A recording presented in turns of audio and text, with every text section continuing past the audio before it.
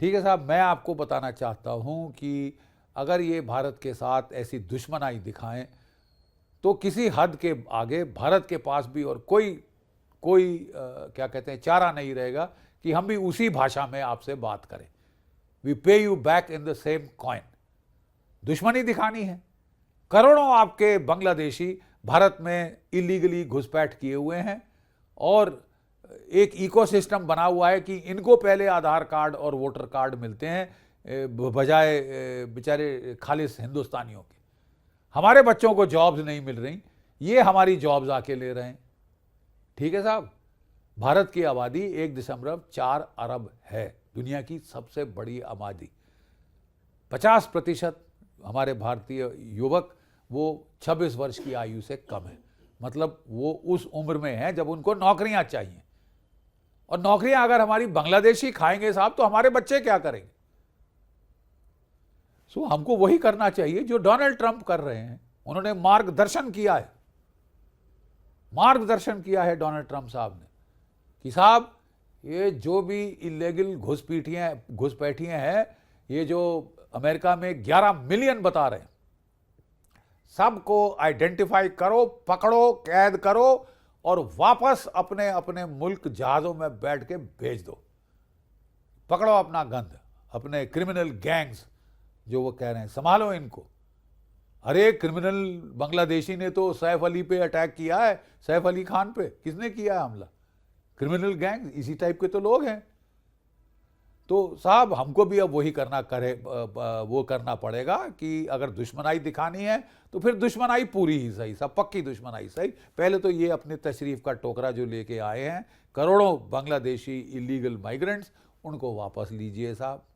ठीक है साहब, फिर अगर आप भारत के हिंदुओं के खिलाफ अत्याचार, जेनोसाइड करना चाहते हो, उनको घर से बेघर करना चाहते हो, उनको भारत में धकेलना चाहते हो, तो उसका इलाज भी भारत की फौज के पास है। ज्यादा तंग करोगे तो जो अंगूठा निकलता है ना बांग्लादेश का सिलीगुड़ी कॉरिडोर की तरफ, उसको काट देंगे। जो भी हिंदू रिफ्यूजी आपने थोपे है हम पर, उनको हम उस कॉरिडोर में डाल के, वो कॉरिडोर जो चिकन नेक है उसको हाथी की गर्दन कर देंगे। जरूरी है हमारे लिए, हमारे सुरक्षा के लिए, बचाव के लिए। It is in our national security interest. अगर डोनाल्ड ट्रंप साहब कनाडा मांग सकते हैं, ग्रीनलैंड मांग सकते हैं नेशनल सिक्योरिटी इंटरेस्ट की बुनियाद पे, and to some extent I agree with. तो ये जो साहब बांग्लादेश का भी जो इलाका हमारी नेशनल सिक्योरिटी के लिए हमको सिलीगुड़ी कॉरिडोर वाइडन करनी है, हम उसके लिए आपसे ले लेंगे, कोई खास हमको एफर्ट नहीं लगेगा। एक कोर लगा देंगे, बस खत्म, आप गया वो इलाका। दूसरा इलाका एक और आपकी चिकन नेक है, चिटागोंग के हिल ट्रैक के इलाके में, वहां जहां ऐसा बेंड बनता है, उसके लिए साहब एक नई फौज खड़ी हो गई है जो बहुत लोगों को नहीं मालूम। म्यांमार का प्रांत है चिटागोंग के साथ राखिन्ये, यहां बहुत सारे रोहिंग्या मुसलमान होते थे। ठीक है, और उन्होंने साहब जो है एक खूंखार वहां पे पोग्राम चला दी थी, वहां के बौद्ध लोगों के बरखिलाफ, वहां के हिंदुओं के बरखिलाफ। उनके घर जलाए, उनके गांव जलाए, उनकी औरतों को रेप किया और मनमानी करके साहब कि हम चंगेज खान की औलाद, अब हम आए हैं। तो साहब ये लोग इकट्ठे हुए, ये लड़ाके हैं बड़े अच्छे, इन्होंने खदेड़ दिया सारे रोहिंग्याज को वहां से और घुसेड़ दिया बांग्लादेश में और भारतवर्ष में कि वहां जाके मरो। खबरदार हमारी औरतों के साथ छेड़खानी करी और हमारे लोगों को तंग किया। तो वो म्यांमार की फौज लड़ गई इनसे कि ये कौन सी फौज हमारे इलाके में खड़ी हो गई है। और म्यांमार की फौज अच्छी खासी लड़ाकी फौज है, ये शुरू से लड़ती आ रही है इंसर्जेंट्स के बरखिलाफ। इन्होंने म्यांमार की फौज को नाको चने चबा दिए साहब, और पूरा जो राखिनिया का इलाका आज इनके कब्जे में है। अब जब इन्होंने देखा साहब कि ये बांग्लादेश में तख्ता पलट हुआ है और ये जो जिहादी एलिमेंट्स हैं ये कह रहे हैं कि ये रोहिंग्यास को हथियार देके वापस राखिनिया में भेजेंगे ताकि वो फिर कत्लो गारत करें, औरतों का बलात्कार करें, काम ही और कोई नहीं है साहब सिवाय इसके। तो इन्होंने कहा हम तुमको बताते, इन्होंने पूरा बांग्लादेश म्यांमार बॉर्डर जो है राखिनिया में उसको पकड़ लिया, सील कर दिया साहब। इन्होंने जो सेंट मार्टिन आइलैंड है उस पर भी घुसपैठ कर ली, एक और उनका शहर है वहां पे टीस है, उस पे अंदर भी घुसपैठ कर दी है साहब इन्होंने।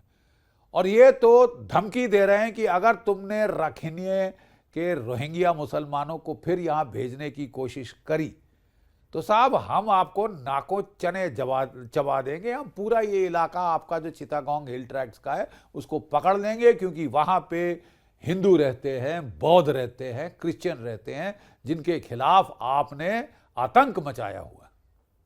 हम अपने भाई बहनों को संभाल लेंगे।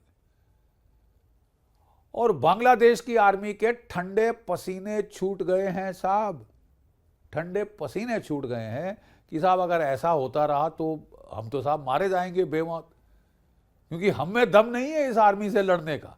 हमने तो अभी तक ज्यादातर साहब जो है वो क्या कहते हैं यूएन पीस कीपिंग मिशन की है, जहां खूब अच्छे डॉलर मिलते हैं। इधर डॉलर नहीं साहब, इधर तो हाथ पैर जाएंगे, मौत मौत खास आप नाचते देखेंगे उस इलाके में।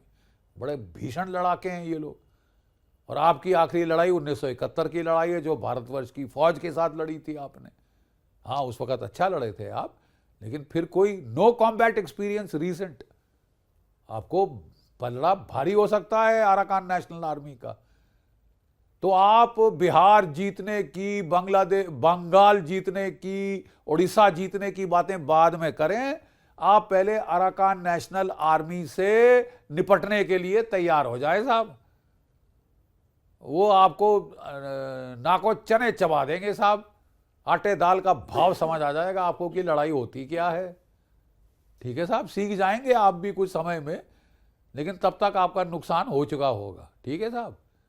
और ये जो धमकियां दे रहे हैं कि हम भारत के टुकड़े टुकड़े कर देंगे, आप अगर बाज नहीं आए तो उल्टे बांस बरेली को पड़ सकते हैं साहब, टुकड़े आपके हो सकते हैं।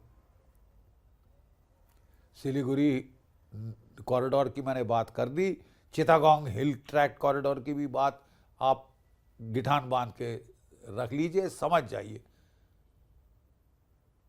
समझदार को इशारा काफी होता है।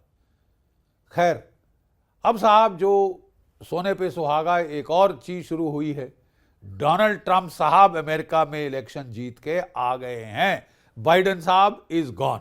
बाइडेन साहब इतिहास में खो गए, हेलीकॉप्टर पकड़ के गए। जो चहेते थे मोहम्मद यूनिस के डेमोक्रेट्स, उनका सूर्य अस्त हो गया है अमेरिका में। डोनाल्ड ट्रंप आए हैं, वो डोनाल्ड ट्रंप जिनके खिलाफ इलेक्शन में मोहम्मद यूनिस साहब ने $6 लाख दिए थे, तकरीबन $1 मिलियन दिए थे, गरीब लोगों के लूटपाट मचा के।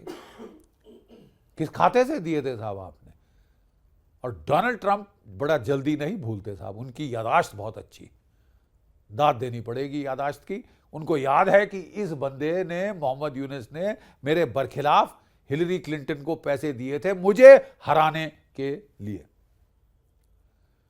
तो अब मोहम्मद यूनिस साहब के माथे पे ठंडे पसीने आ रहे हैं, वो री आ रहे हैं मरे हुए चूहे की तरह कि साहब अब तो डोनाल्ड ट्रंप आ गए हैं, अब हमारे को बड़ा खतरा है।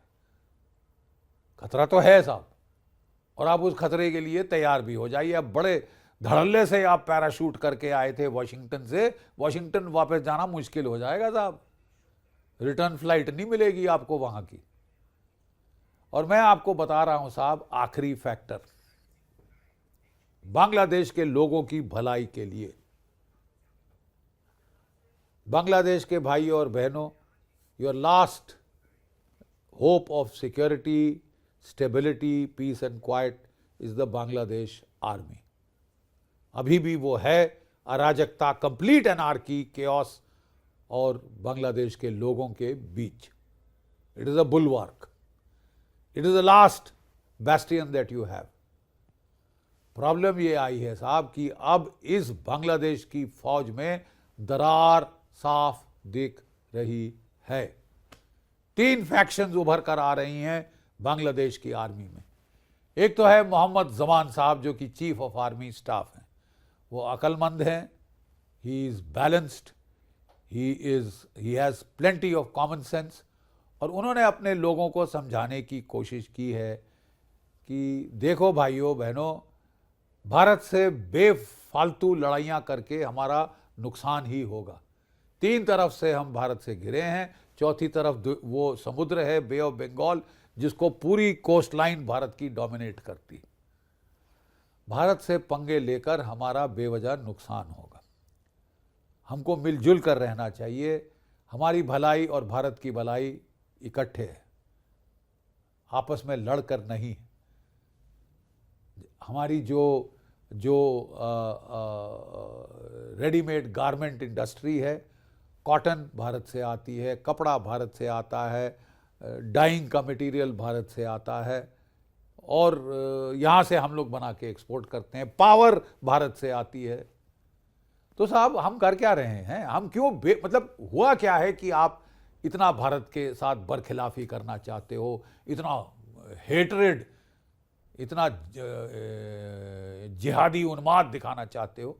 क्या करेगा पाकिस्तान तुम्हारा? वो फटीचर हाल में खुद है, भिखारी की तरह बेगिंग बोल लेके वो दुनिया के सामने हाथ फैला रहा है। वो तुम्हारी मदद करेगा? डुबो देगा वो मुल्क तुमको, क्योंकि वो जिहादी एक्टिविटीज़ में आपको इन्वॉल्व करेगा और फिर आप पे भी सैंक्शन और FTF और ये और वो सब लगने शुरू हो जाए। तो बड़े अकल और पते की बात की है मोहम्मद जवान साहब ने, जो कि चीफ ऑफ आर्मी स्टाफ हैं। अब प्रॉब्लम ये दिख रही है कि साहब उनके खिलाफ 2 फैक्शन और हैं। एक तो हैं जो नेशनल डिफेंस कॉलेज के जो उनके कमांडेंट हैं नेशनल डिफेंस कॉलेज के, वो भी काफ़ी सीनियर हैं और उनका नाम है lieutenant general Shamim ul Haq. He is the commandant of the national defence college. वो दूसरी फैक्शन है, काफ़ी सारे लोग उनकी तरफ जा रहे हैं। और एक तीसरी फैक्शन है साहब, मेजर जनरल फजलुर रहमान, ये 9th डिवीज़न के कमांडर हैं। ठीक है साहब, और ये डिवीज़न है कू डिवीज़न। 24 घंटे जो तख्ता पलट करती रहती है बांग्लादेश में, कोई 75 छोटे बड़े तख्ता पलट के वारदातें हुई हैं वहाँ, वो ज़्यादातर इस कू डिवीज़न, बदमाश डिवीज़न ने करी। 9th infantry division, Bangladesh army. ठीक है साहब, और इसके चलते बड़ा असमंजस अब हो गया है। अगर फौज में आपसी फूट पड़ गई, अगर फौज के तबके एक दूसरे से लड़ने लग गए, तब तो साहब बांग्लादेश में सिविल वॉर है, निश्चित सिविल वॉर है। 3 आर्मी के फैक्शन लड़ रहे हैं, एक अराकान नेशनल आर्मी आपके गले चढ़ जाए तो फिर आपका होगा क्या कालिया? बड़ी मुसीबत आने वाली है, कयामत आ जाएगी साहब आपके मुल्क में। और फिर आप थैंक यू बोलना विक्टोरिया न्यूलैंड को और डोनाल्ड लू को, जिन्होंने तबाही कर दी एक अच्छे खासे हंसते खेलते मुल्क की, जहां इतनी इकोनॉमिक प्रोग्रेस हो रही थी हसीना वाजिद के टाइम में। कम से कम रूल ऑफ लॉ तो था। अब आप भारत को कह रहे हो कि हसीना वाजिद वापस दो, हमने उसका पासपोर्ट रद्द कर दिया है, तुम भाड़ में जाओ, नहीं देंगे हम हसीना वाजिद को वापस। अगर आपके यहाँ रूल ऑफ लॉ होता, आपके यहाँ अदालतें सही तरीके से काम कर रही होती, तो हम भेजते कि हाँ साहब वो बेकसूर है और अदालत में न्याय हो जाएगा, सही फैसला हो जाएगा, बशर्ते कि रूल ऑफ लॉ हो। 50 स्टूडेंट आते हैं और चीफ जस्टिस को उठा के सड़क पे फेंक देते हैं कि तू चीफ जस्टिस नहीं, हमारी मर्जी का चीफ जस्टिस बनेगा। तो साहब कौन सा rule of order? What rule of order? आप चाहते हैं कि हम हसीना वाजिद को आपके लिंच मॉब्स के सामने भेजें ताकि आप उस बेचारी की बोटी बोटी नोचें कुत्तों की तरह? Forget it, forget it. और बांग्लादेश के लोग भी अब उनको धीरे धीरे आंखों से पर्दा उनका उठ रहा है। वो देख रहे हैं किस तरह इन्होंने उन्माद करके हमारा बेवकूफ बनाया है। और हम 6 महीने दीजिए, बांग्लादेश के बच्चे बच्चे को क्लियर हो जाएगा कि हम तब ज़्यादा भले थे या अब ज़्यादा अच्छी हमारी हालात क्या हो गई। बद से बदतर हो गई है हालात। और कब तक बांग्लादेश के पढ़े लिखे लोग इसको सहन करेंगे, ये तो वक्त ही बताएगा। After all they are no fools. वो रियलिटी देख सकते हैं, वो देख रहे हैं किस तरह करप्शन आ रही है। 800 करोड़ की किताबें फ्री बांटने के नाम पे आप दुकानों में बेच रहे हैं। असलियत सामने आ गई है। मोहम्मद यूनुस वॉशिंगटन से आया है, गोरों के साथ खाता पीता बैठता था, बड़ा चहेता था हिलरी क्लिंटन का। तो यहाँ क्या कर रहा है? हिलरी क्लिंटन को तो इसने $6 लाख खिलाए थे, घूस खिलाई थी, बांग्लादेश के गरीब लोगों का खून चूस कर। इसकी भी असलियत का पर्दाफाश हो जाएगा साहब, ज्यादा वक्त नहीं लगता।